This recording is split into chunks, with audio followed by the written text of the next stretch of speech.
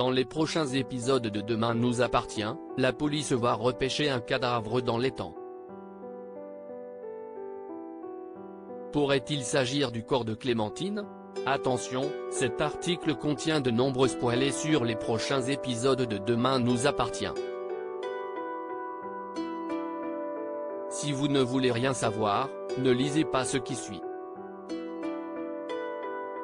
Depuis plusieurs semaines, les téléspectateurs de Demain nous appartient sont tenus en haleine avec la disparition de Clémentine, Linda Hardy.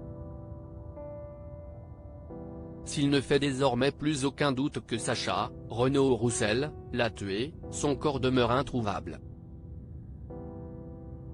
Toutefois, la police de Sète est sur le point de faire une découverte qui pourrait la relancer sur la piste de Sacha dans les prochains épisodes du feuilleton à succès. Dans un nouvel extrait dévoilé en avant-première sur MyTF1, un cadavre est repêché dans l'étang de Tao. Et selon Mike, le médecin légiste, il s'agirait d'une femme d'une quarantaine d'années plutôt sportive.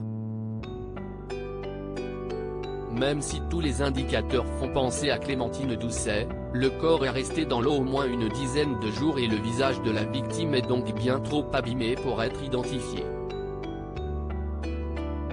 Interrogatif, Martin, Franck Monsigny, demande à Mike, le gars qui l'a balancé dans l'étang, il a pu faire ça il y a un mois tu crois? Ce dernier explique alors, ça je ne peux pas encore te le dire. Quand un corps est immergé aussi longtemps, tu peux juste estimer le temps de présence minimale du cadavre. Écoute, je ne te promets rien mais on peut pousser l'analyse entomologique un peu plus loin pour essayer d'en savoir un peu plus. Là déjà, je vais commencer l'autopsie. Mais un détail intrigue malgré tout le commandant Constant, c'est fou, même ses cheveux on dirait ceux de Clémentine Doucet.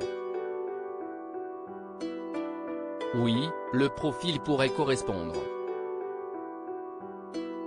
Répond le médecin légiste. Si Martin refuse d'infliger une identification à la famille Doucet, un bracelet artisanal retrouvé autour du poignet de la victime pourrait également confirmer qu'il s'agit bien de Clémentine. Mais s'agit-il réellement de la professeure de sport? Rien n'est moins sûr. En effet, il ne faut pas oublier que Sacha a également tué Vinciane, Alexandra Cholton, et très probablement la passante qu'il avait surpris en train de jeter son cadavre dans l'étang. De quoi annoncer des épisodes haletants pour la suite de la quotidienne à succès, d'autant que les enquêteurs seront bientôt sur la piste d'un deuxième cadavre et pourraient recueillir un témoignage capital. À l'amorce du dénouement de cette arche, les questions se bousculent. Sacha parviendra-t-il à échapper une fois encore à la police? En tout cas, l'étau se resserre et Sacha devra se monter plus malin et machiavélique que jamais s'il souhaite leur filer entre les doigts.